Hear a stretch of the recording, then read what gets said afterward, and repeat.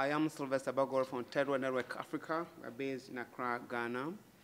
And we are also the Secretariat of the Africa Trade Network. It has been a network campaign on trade and investment issues in Africa. Basically, I am going to make a case for Africa in relation to tax, and my presentation will go like this. One, of course, I'll make that unique case, that Africa has a case to make, and that is what I will do.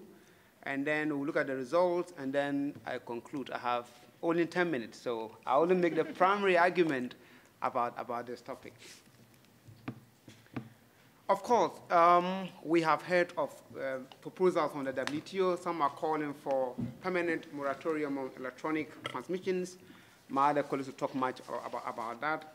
Some are also talking about that countries need to raise the de minimis level, you know.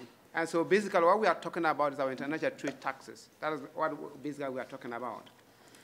My point is that these proposals do not stand when we situate them in Africa's state of development, and also within the larger developing countries context, and also Africa's experience over the decades. So these are the two main things that I will make. And then as well within the framework of the SDGs and Africa's Agenda 2063, that we need to transform our economy. So this is the framework within which I will proceed. Now, so what is that Africa's unique case? So we need to listen to the Africa's unique case. And I say that international trade taxes are necessary for Africa, and countries continue to depend on them due to two main reasons. In fact, if you haven't gotten anything, so get these two main reasons in my presentation. The first one is that the structure of African economies. The structure of African economies, that's the first reason. And then the second one is the experience of African countries over the past decades in raising alternative tax revenue for development. These are the two main primary, this is a primary argument, two main reasons that the countries continue to depend on international trade taxes. Now, I developed the two main reasons. The first one, in relation to the structure, African countries are primarily commodity dependent, and with the majority of the population engaged in rural agriculture, among others. And so you have about 70% of the people in rural agriculture. So that is one of the features of African economies.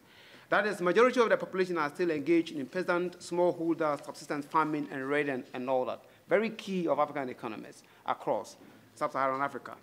And at times, do not even hold their wealth in any taxable forms. I mean, in some villages, are you going to tax a goat or something? I mean, in taxable forms, they don't hold them in that form. And so it's difficult to tax that. Now, income taxes, that's the personal and corporate taxes, can only be raised from a small percentage of the population which are in gainful employment. And so the point I'm making is that we have 70% of the people in informal sector, and you have about 30% in gainful employment. And there's a limit to what you can do about that. You cannot raise personal income level beyond a certain level. You cannot do that. So that one is limiting. The second one is corporate taxes are also limited due to the corporate behavior and the race to the bottom of most African countries in their quest for what they call the test for FDI, you know, because of foreign direct investment, and some governments they want to liberalize in order to attract FDI, you know. So corporate taxes, the rates are down.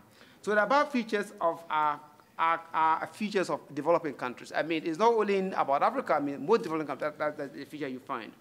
So we want to look at the evidence on the ground. And I got this from the World Bank, economic indicators for 2003.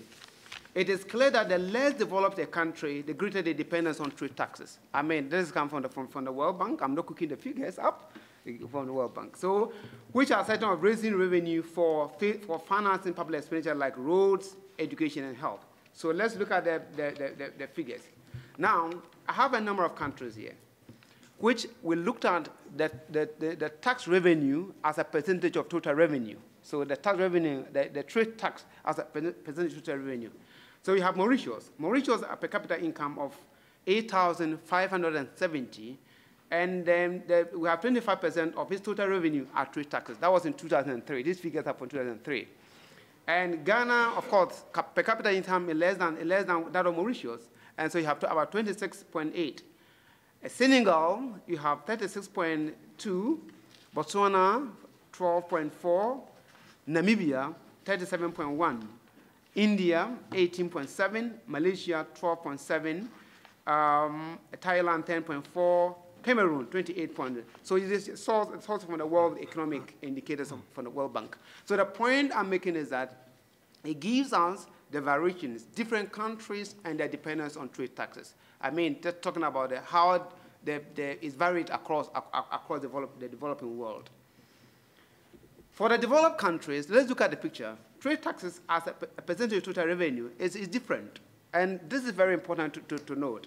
For instance, international trade taxes as percentage of total revenue for the UK, France, and Germany for 2003, according to the World Bank, was zero. I mean, it was zero for them. You know, their per capita income are over 43,000 US dollars.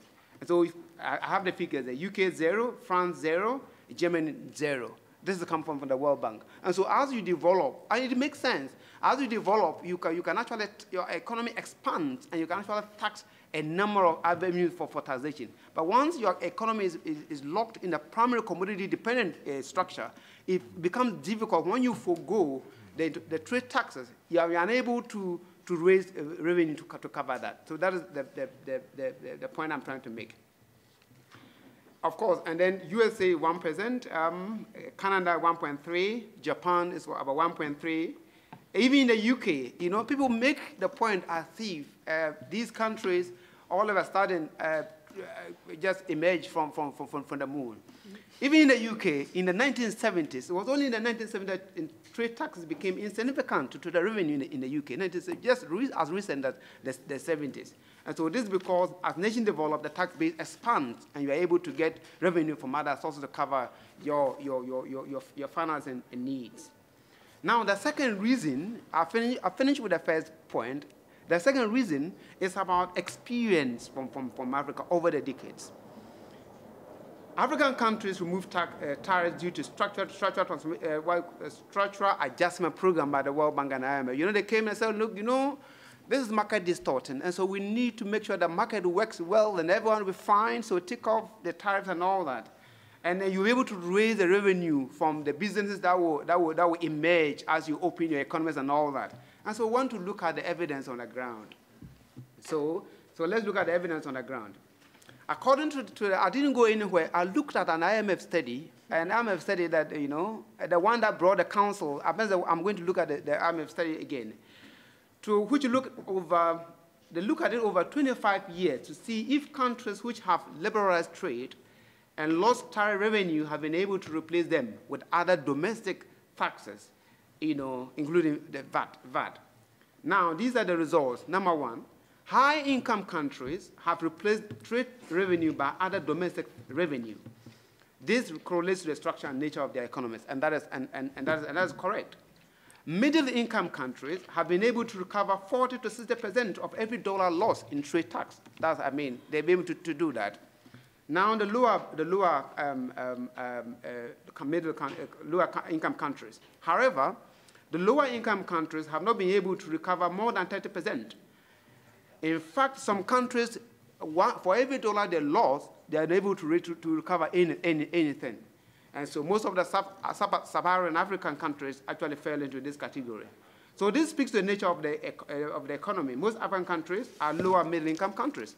So the result has been that African countries have been caught up in what they call a structural deficit.